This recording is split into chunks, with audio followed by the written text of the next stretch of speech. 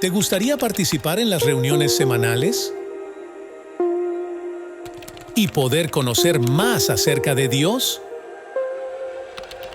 Lo único que tienes que hacer es contactarnos por las redes sociales que estás viendo ahora mismo en la pantalla. Estas mismas las encontrarás en la descripción de cada reunión de este canal. No te pierdas esta oportunidad. Esperamos ansiosos tu participación. Y sé parte de esta gran familia online. Hola a todos, muy buen día. El día de hoy vamos a estar leyendo sobre Juan 12, del 27 al 28, y dice así: Ahora está turbada mi alma, ¿y qué diré? Padre, sálvame de esta hora, mas para esto he llegado esta hora. Padre, glorifica tu nombre. Entonces vino una voz del cielo que decía: Lo he glorificado y lo glorificaré otra vez. Nos vamos a centrar en dos puntos en particular dentro de estos pasajes, que viene a ser la humanidad de Jesús y también la hora. ¿A qué se refería Jesús? ¿Cuál era la hora a la que le hace mención? Pero antes de ir al detalle, quiero hacerles una pregunta. Si alguno de ustedes, de los que está viendo este video o lo está escuchando, se ha sentido quizás relacionado, ha tenido alguna afinidad o le ha gustado algún personaje en particular de la Biblia, válgase decir Moisés, David, Abraham, Ruth. ¿Por qué digo esto? Porque a medida que te va gustando un personaje, un hombre o una mujer, te vas interiorizando en su vida, te vas planteando cuestionamientos, cómo enfrentaba las cosas, cómo habrá sido vivir en ese momento. Hay ejemplo. Cuando chico a mí me gustaba toda la época bélica de la Biblia. Me gustaba el momento en que David se enfrenta a Goliat, luego que va arrancando de Saúl. Me gustaba cuando Elías se enfrenta a los sacerdotes de Baal y hace que el fuego caiga del cielo. Luego, con el pasar de los años, me gustó más Daniel. Daniel era un hombre que se enfrentaba a las adversidades con sabiduría, a veces hasta con lógica, pero siempre respaldaba en Dios. Ya sea cuando se enfrentó por el tema de la comida, escoger entre los garbanzos y la carne, o cuando también me gustaba su desarrollo en el sentido ya más de revelaciones, todo como cierra el libro. Y como detalle en particular, también me gusta cuando él interpreta las escrituras en la pared, cuando sale la mano escribiendo. Sin embargo, debido a un reto que me hice básicamente para poder dar un tema hace varios años atrás, me propuse leer Mateo, Marcos, Lucas y Juan, los evangelios, con el fin de tratar de hacer una sinergia entre los libros, tratar de conectar las vivencias que iba pasando Jesús desde los distintos puntos de vista, ¿cierto? Para poder dar una cronología. Me parecía algo sin duda interesante que nunca había hecho y que cuando lo hice me provocó un cambio. Me hizo un cambio chivo, un clic, por así decir. En ese momento fue cuando empecé a valorar a Jesús de una forma distinta, una forma diferente. No solamente como aquel que dio su vida por nosotros, ¿cierto?, en el madero, sino también como una persona, un humano que se había expuesto a distintas dificultades, a distintas adversidades, y aún así él siempre daba o dejaba su ejemplo por delante. Y a veces eso se va perdiendo. Y ese mismo pensamiento, esa misma línea argumental, por así decir, fue lo que me llevó a plantearme la siguiente pregunta: ¿a Jesús se le quita su humanidad? No sé si alguna vez lo han planteado, pero les voy a explicar a qué voy con esto. A veces a Jesús se le ve como un robot, como una IA, llámese ChatGPT. Alguien a quien tú le pides algo y te lo tiene que hacer. Se le ve como una moneda de cambio, en el sentido de que tengo un pecado que es recurrente, pido perdón, estamos a buenas con Dios. Excelente. La clave de una tarjeta de crédito cuando se quiere adquirir algo, o bendición, dicho de forma cristiana. La cábala, cuando se quiere ser obstinado en algo. Se usa su nombre también para la conveniencia, para ganar un argumento, para justificar un actuar en nombre de la fe. y se pasa por alto su dolor, su sufrimiento y todo lo que él padeció y representó estando aquí en la tierra. Y más aún el motivo por el cual él fue como fue e hizo lo que hizo, están aquí. Y ante esto, muchas veces se usan justificaciones como: total, es el Hijo de Dios, es la roca que me sostiene, la luz, el camino, el que me guía, etc. Que muchas veces, lamentablemente, son versículos sacados de contexto, que a veces, más que alentarte, causan un tanto de decepción cuando es mal usado el nombre de Jesús. Entonces, volviendo al pasaje, bajo esta línea, quiero que volvamos a leer el número 27, que es así: ahora está turbada mi alma, ¿y qué diré? Padre, sálvame de esta hora, mas para esto he llegado a esta hora. En la Kadosh esto queda mucho más claro, dice así: ahora estoy en una agitación, ¿qué puedo decir? Padre, sálvame de esta hora. No, fue por esta misma razón que he llegado hasta esta hora. Yo diré esto. Aquí se puede apreciar un debate interno, algo que realmente yo no me había percatado, y te hace pensar que Jesús se cuestionó, pero no en el sentido de poner en duda su camino, su fe, sino aquí él se ve enfrentado entre lo que él quiere hacer, lo que a él no le gustaría vivir, que es el dolor, el sufrimiento y la muerte, frente a lo que tiene que hacer. Dicho de otra forma, este pasaje podemos ver como un increíble hombre reconoce que no se encuentra bien, que está turbado. El mismo hombre con el que cerramos nuestras oraciones con Dios, en el nombre de Jesús, amén, porque Él es el único camino, ¿cierto? Él dice que sus emociones no están al 100% y expresa un debate interno entre lo que quisiera. Yo diré al Padre, sálvame esta hora, o como dijo después, pasa de mí esta copa, y lo que debe de hacer, mas para esto he llegado hasta ahora, mas hágase tu voluntad y no la mía. La obediencia de Jesús es algo que simplemente escapa de nuestra comprensión. Y para tratar de contextualizar esto, voy a proponer un pequeño ejercicio. Quiero que por favor puedan cerrar sus ojos, tratar de aislarse en este momento de sus cercanos, familiares con quien pueden estar, o del ruido exterior, y escuchar las siguientes preguntas. Con la mano en el pecho, tratando de ser lo más honestos posible consigo mismo y ante Dios, les pregunto: ¿seguirían a Dios si eso implicara que su vida o la de sus seres amados se ponga en riesgo? ¿Hablarían abiertamente de la fe, sabiendo que podrían ir a buscarla a sus casas, encarcelarlos o matarlos? ¿Expondrían la vida de un ser amado para resguardar a un desconocido que busca alojamiento? ¿Abandonarían a un hijo por un extraño? ¿Por qué me voy tan al extremo? Porque cuando chico, y esto me hacía pensar, yo vi una serie que se llamaba Los Guardahistorias. Una serie infantil, animada, de muy pocos capítulos, en los cuales se trataba y enseñaba de la vida de Jesús. Eso se hacía a través de la vivencia de dos pequeños que fueron adoptados por un panadero, puesto que sus papás habían sido llevados al Coliseo por orden de Nerón, en los tiempos de Roma. Entre caricaturas y monos animados, con rasgos exagerados, ¿cierto? Con narices grandes, con ojeras, etc., un niño no se da cuenta de algunos detalles.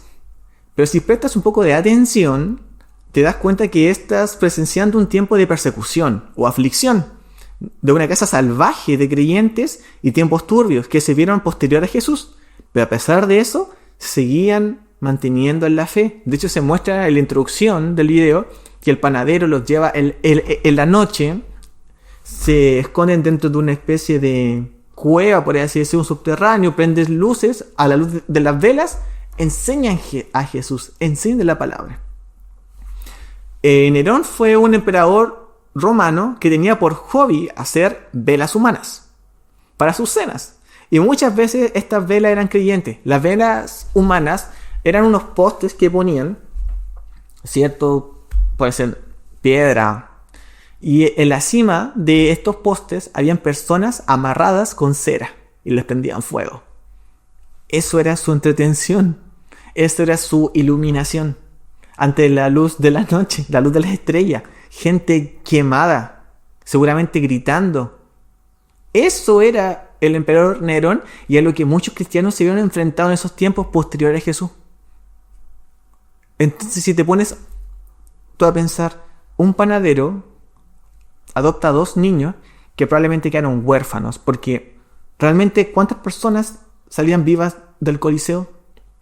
Entonces, él toma a estos 2 niños, expone a su familia por adoptar a estos 2 pequeños, porque no sabe si los niños pueden hablar en la calle, pueden acusarlos, los pueden engañar, y entre eso siguen difundiendo la palabra o la enseñanza de Jesús. Entonces, son épocas que los cristianos vivieron en su momento y que a día de hoy quizás las podemos ver un poco lejanos, gracias a Dios, debido a que nuestra realidad hasta ahora es cómoda, es sencilla, es amena, lo cual es genial. Pero no hay que olvidar todo lo que se ha vivido en el pasado y la persecución que podría darse y que en un futuro sabemos que se va a dar. La fe no siempre es linda y muchas veces conlleva sacrificios. Y justamente en eso quiero enfatizar al hablar de la humanidad de Jesús. Jesús fue un hombre que predicaba con el pensamiento latente de que cada acción que realizaba lo acercaba a su muerte. No tenía la libertad de escoger su destino, pues aún actuando bien, obrando bien, obedeciendo a Dios, sus días estaban contados. Sanaba y liberaba conscientemente a aquellos que lo iban a abandonar o incluso a traicionar en momentos cruciales de su vida. Fue un hombre que se aferró al Padre conscientemente de que ese camino lo llevaría a su muerte física. El cristiano es muy bueno para decir: Dios me hizo libre. Jesús dio su vida por mí en la cruz. Les pregunto, ¿alguna vez han pensado sobre el significado real de esa frase? Y no centrándose en el creyente. Un padre manda a morir a su amado hijo. Lo envía a padecer y ser acusado injustamente, azotado, despreciado, escupido y luego crucificado. Y él observa todo eso. Esto llega a un punto en el que Jesús, estando colgado, dice: Padre, ¿por qué me has abandonado? En Mateo 27:46. Aquí sabemos que la respuesta a esto es que como Dios es santo, no puede estar cerca del pecado. Entonces, como Jesús en ese momento estaba cargando con el pecado de la humanidad, él no podía estar ahí. La película de la Pasión de Cristo, en ese momento, se ve como una nube suelta una gota. Yo creo que es una forma tan fuerte como ideal de expresar el dolor de Dios en ese momento. Pero dejando de lado esa respuesta que es obvia, ¿cierto? Y que sabemos lo que significa, lo quiero llevar a pensar lo siguiente. Por lo general, yo, Patricio, no suelo estar de acuerdo con la mayoría de las prédicas que hablan en torno al amor. Tampoco con las canciones que hablan en torno del amor. ¿Por qué? Porque muchas veces cuando se habla del amor de Dios, se humaniza. Se trata de entender por medio del humano, por medio del ser, por medio de nosotros mismos, qué significa el amor de Dios. Pero si yo a ustedes les dijera que mandar a morir a su hijo es amor, ¿lo entenderían así? Entonces, para mí hay ciertos tópicos en la Biblia que son bien abstractos, o así yo por lo menos los denomino, en el sentido de que son incomprensibles desde el punto de vista humano y que meramente te queda aceptar que la única forma de entender eso es que Dios es Dios. Y que por más que trates de cambiarlo, por más que trates de amononarlo realmente, no hay forma de explicar ciertas situaciones desde nuestro punto de vista. Entonces, por lo general, como decía, la música y las prédicas cometen el error de querer entender el amor de Dios desde un punto de vista humano. Lo que se traduce muchas veces en ver al cristianismo desde un buenismo y quitándole el valor a lo que significó que Dios enviara a morir a su Hijo. Que el Hijo padeciera de esa brutal forma como lo hizo. Yo no sé a qué conclusión ustedes habrán llegado en el ejercicio anterior, pero los padres, no a los esposos, porque dependiendo del día a veces uno se sacrificaría de gratis. Si Dios te pidiera entregar a tu hijo, ¿qué harías? ¿Hablarías en contra de Dios? ¿Pondrías en duda que sea un padre amoroso y preocupado por ti? ¿Te cambiarías de iglesia, quizás de religión, porque no estarías de acuerdo con que Dios te diga entrégame a tu hijo? ¿O porque la fe ya no es conveniente? Suena locura plantearse que Dios te pide entregar a tu hijo. Pero no tanto cuando lees Génesis, capítulo 22, donde vemos que un hombre que por años quiso un hijo con la mujer que amaba, una mujer por la que él se sacrificó muchísimo, Dios le entrega un hijo y un par de años se lo pide como sacrificio. Hablo de Abraham. Para muchos, la fe llega hasta donde termina la conveniencia, la comodidad, hasta donde te sientes bien o cómodo.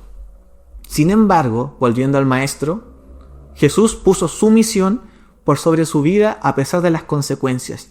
Y todos los que estamos aquí presentes, que creemos en Él, conocemos los resultados de su obediencia.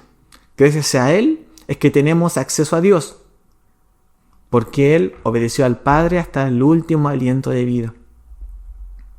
Les pregunto, ¿ustedes creen que Jesús quería morir? ¿Creen que Él encontraba el gusto con ser flagelado? ¿Con ser desnudado? Porque el Jesús que vemos a veces dentro de las cruces católicas sale muy bien vestido. Jesús fue expuesto al aire libre. O sea, él estaba destrozado con los huesos al aire, la nariz fracturada, la barba arrancada. ¿Ustedes creen que él quería eso? Hay un momento en las escrituras que se nos refleja, que se nos narra sobre Jesús. Un momento de suma angustia por el que él pasó y que hace referencia a la hora, el segundo tópico que vamos a ver el día de hoy.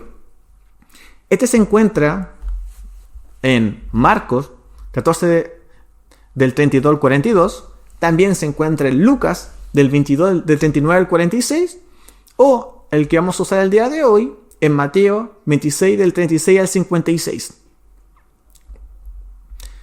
La hora a la que se hace referencia es el momento que él padeció en el Getsemaní.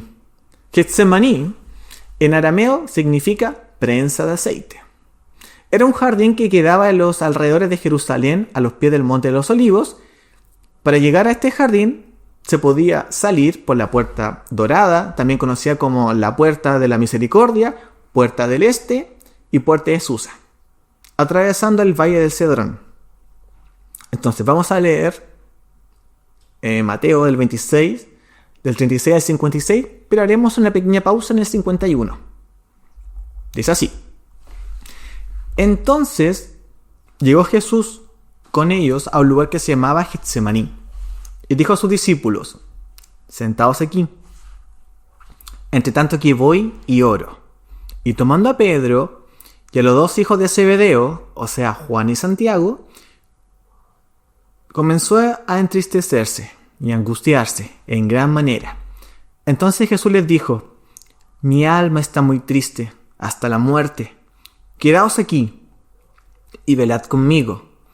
Y un poco más adelante se postró sobre su rostro, orando y diciendo: Padre mío, si es posible, pasa de mí esta copa, pero no sea como yo quiero, sino como tú. Vino luego a sus discípulos y los halló durmiendo, y dijo a Pedro: ¿Así que no habéis podido velar conmigo una hora? Velad y orad, para que no entréis en tentación. El espíritu a la verdad está dispuesto, pero la carne es débil. Otra vez fue, y oró por segunda vez, diciendo: Padre mío, si no puede pasar de mí esta copa sin que yo la beba, hágase tu voluntad. Vino otra vez y los halló durmiendo, porque los ojos de ellos estaban cargados de sueño. Y dejándolos, se fue de nuevo y oró por tercera vez, diciendo las mismas palabras. Entonces vino su discípulo y les dijo: dormid ya, descansad. Jesús a este punto ya estaba rendido, básicamente. He aquí ha llegado la hora, y el Hijo del Hombre es entregado en manos de pecadores. Levantaos, vamos, ved, se acerca el que me entrega. Mientras todavía hablaba, vino Judas, uno de los 12, con él mucha gente con espadas y palos, de parte de los principales sacerdotes y de los ancianos del pueblo. Y el que le entregaba les había dado señal diciendo: al que yo besare, ese es, prendedle. Y enseguida se acercó a Jesús y dijo: salve, maestro. Y le besó. Y Jesús le dijo: amigo, ¿a qué vienes? Entonces se acercaron y echaron mano a Jesús y le prendieron. Pero uno de los que estaban con Jesús, extendiendo la mano, sacó su espada, e hiriendo a un siervo del sumo sacerdote, le quitó la oreja. Aquí vamos a dar una pausa y pasamos a Juan 18:10. Dice: entonces Simón Pedro, que tenía una espada, la desenvainó, e hirió al siervo del sumo sacerdote, y le cortó la oreja derecha. Y el siervo se llamaba Malco. De aquí vamos a Lucas. Lucas 22:51. Entonces, respondiendo Jesús, dijo: basta ya, dejad. Y tocando su oreja, le sanó.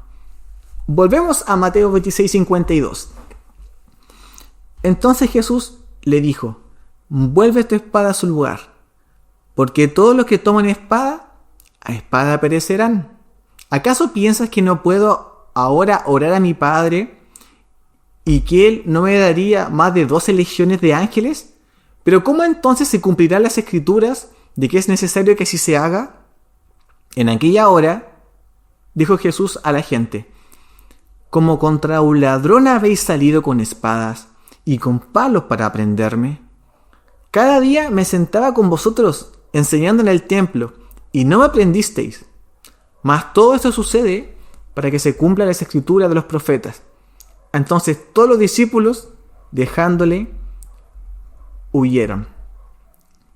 Como contexto, ya recordatorio, este suceso, el que acabamos de leer, ¿cierto?, es básicamente posterior a la Santa Cena. Ya luego de la Santa Cena, Jesús tuvo un trayecto con sus discípulos donde oró al Padre, entregó la tarea y llamó luego, ¿cierto?, un par de estudiantes para que estuvieran con él, para que oraran con él en este momento de angustia, de debilidad, y para entregar sus últimos momentos de libertad, básicamente. No contó con su apoyo y se durmieron. Dentro de su oración, ¿cierto?, al Padre, él suplicaba no pasar por todo lo que venía, mas sabía lo que debía acontecer y estaba a las puertas de su fin. Vienen a buscarlo como un criminal, como un ladrón, como él mismo dice. Se ve envuelto en un escenario de violencia y aún así enseña. Quiero aquí recalcar un punto importante en que el mismo discípulo que va y corta la oreja es el mismo al que Jesús le pidió estar con él en oración. ¿Qué te hace pensar esto? Te hace pensar lo siguiente: una reacción emocional efusiva no te hace un cristiano. Que tú vayas el día domingo a la iglesia, te tires al suelo, te pongas a dar vuelta en círculo, ves que es un pandero, qué sé yo, no significa que te portaste bien en la semana. Jesús quería estar con él en intimidad, quería estar con él en oración. Le pidió su apoyo en un momento difícil, en un momento de angustia. Y él no fue capaz de estar con él. Sin embargo, vio una chance, sacó una espada y cortó una oreja. A Jesús eso no le interesaba. Es como decía recién: tú puedes levantar la voz, puedes cantar fuerte, puedes gritar, puedes danzar. Pero si tu corazón no está bien, Dios lo va a saber. Eso va a ser show para la gente. Volviendo a Jesús.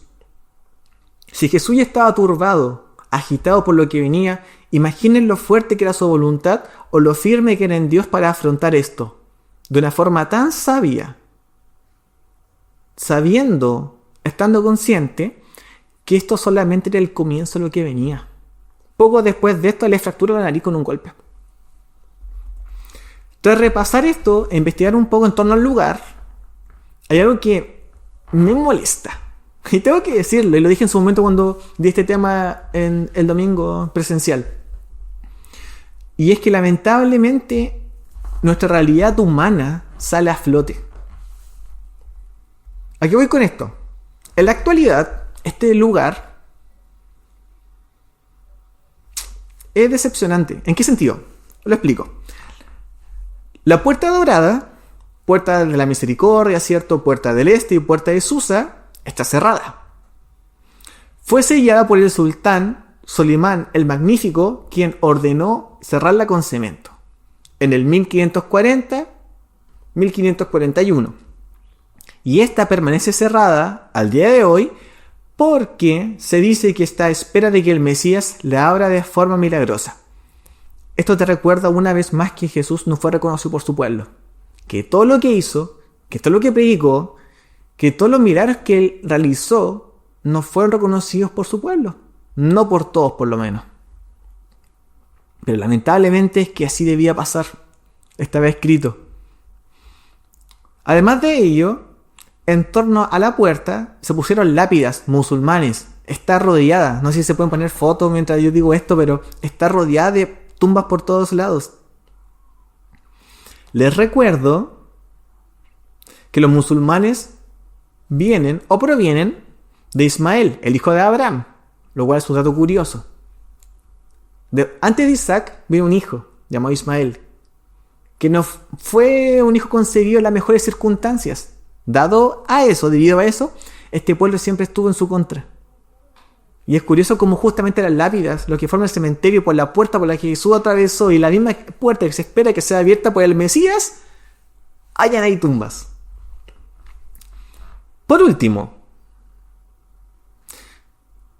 junto al huerto se levantó la Basílica de la Agonía, o Iglesia de las Naciones, en donde se dice que hay un pedazo de roca en el que Jesús oró aquella noche, llamada Roca de la Agonía, y está rodeada por una corona de espinas de hierro, y preside al altar de la basílica.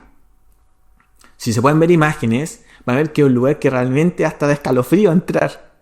Además, tú te pones a pensar, ¿cómo una roca va a ser relevante ante todo lo que pasó Jesús?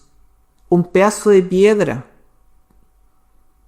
que capaz que ni tengan certeza que era ese, y si lo fue, no es el punto ni la cuestión. Estamos hablando de la hora del Maestro, en el que él entregó su vida por obediencia a Dios, y la gente se pone a ver el suelo.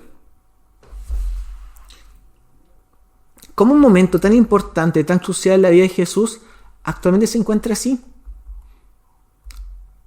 Cuando le quitamos la humanidad a Jesús, lo que decía al comienzo, lo comienzas a relativizar.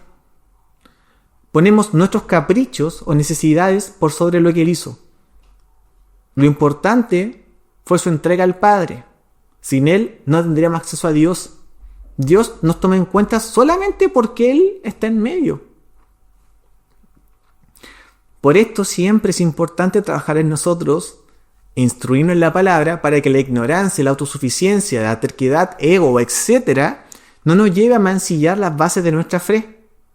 No usemos un momento tan importante, tan duro como fue aquella hora de la que hablaba, de la que hemos hablado hasta ahora, ¿cierto? De lo que pasó el Maestro a nuestra conveniencia. Volviendo al versículo 28 de Juan 12, donde empezamos a leer, dice así: Padre, glorifica tu nombre. Entonces vino una voz del cielo que decía, ¿cierto?, de Dios: lo he glorificado y lo glorificaré otra vez. La frase, cuando Jesús dice, Padre, glorifica tu nombre, es como que Jesús dijera, siento, que no sea en vano, Es como la esperanza, como que esto que estoy haciendo, Señor, por favor, que valga la pena. En The Chosen, una serie que se está dando que relata la experiencia de Jesús usando textos bíblicos como ciertas escenas que no salen en la Biblia como tal, pero se usan como enseñanzas, lo cual es recomendable ver con la familia para poder compartir un rato entre tanta tontera que se ve en televisión hoy en día. Se crea un escenario en el que luego de que Jesús resucitara a Lázaro, se sienta a compartir un rato con él. ¿Por qué? A este punto de la vida de Jesús sentía solo, en el sentido de que sus discípulos estaban peleando por quién iba a sentarse a su lado cuando estuviera en el cielo. Estaban debatiendo entre ellos por temas culturales. La gente lo estaba persiguiendo cada vez de forma más agresiva. Y él, lo que se refleja en la serie, trata de descansar con alguien a quien le ha hecho el milagro más grande hasta ese momento, básicamente, físico, que fue resucitarlo. Se sienta con Lázaro y le dice: Lázaro, viviste todo esto, estuviste muerto, ahora ya no, estás conmigo. ¿Puedes creer en mí? ¿Te das cuenta de todo lo que está pasando? ¿Te das cuenta de lo que sucede? Y Lázaro le dice: me cuesta entenderte, soy humano, soy limitado. Y el actor, en su cara, refleja una decepción, pero comprensible. Jesús, por más que se esforzara, realmente nunca lo iban a entender al 100%. Y eso era algo que nos planteaba la soledad bajo la que el maestro se enfrentaba. Imagínense estar enseñando, guiando multitudes, sanando, liberando, mientras piensas que todo aquí te hará sufrir. Estarte mentalizando que vienes por una misión y que respetas, valoras y amas tanto a Dios que no le puedes fallar. Y que la respuesta a tu trabajo en primera instancia será dolor, será padecimiento, será muerte. La esperanza de Jesús, su consuelo era hacer la voluntad del Padre. Les pregunto, ¿consideran un acto de amor entregar a alguien puro y sin mancha por una sociedad corrupta? ¿Creen que se puede comprender el amor de Dios desde el sentir humano, como le decía en su momento? A esto voy con que el amor es visto desde una perspectiva divina, puede llegar a ser tan abstracto, porque usualmente vemos el amor de Dios desde nuestros ojos, desde nuestro punto de vista, pero no desde el padecimiento del Mesías. Dios es bueno, me ama, me perdona, me acepta, me quiere, me valora, está conmigo, me acompaña.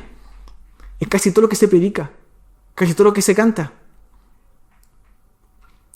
Él no hizo nada malo, Jesús, para pasar todo lo que pasó. Él simplemente fue obediente.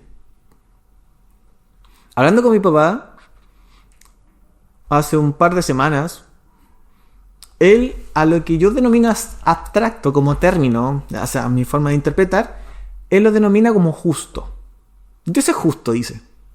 Es justo, me decía, porque alguien debía de pagar por la ira de Dios, por la condenación. Dios, al ser justo, no podía pasar por alto el pecado. Es justo porque el único capaz de llevar su tarea, esta tarea, era su hijo. Hace un momento les hablé de Abraham, que Dios le pidió entregar a su hijo, al que tanto había anhelado tener con su amada mujer. Cuando Abraham estuvo a punto de entregar a su hijo, cuando estuvo a punto de matarlo, porque llegó a esa instancia de tenerlo ya amarrado, Dios le entrega un carnero. Génesis 22:13. Dios no permitió que ese hombre entregara a su hijo, pero Él sí entregó a Jesús por ti y por mí. Fuerte cuando lo ve de esa forma. Para uno, es justo que el que delictúa, que el que daña, sea condenado. Quien agrede, pague, que vaya a la cárcel. Para Dios fue justo que su hijo fuera crucificado por nuestras transgresiones, sin haber hecho nada, más que obedecerle. Y asimismo, la voluntad de Dios impulsaba al Hijo a través de un momento tan difícil. Su esperanza era cumplir la voluntad de Dios.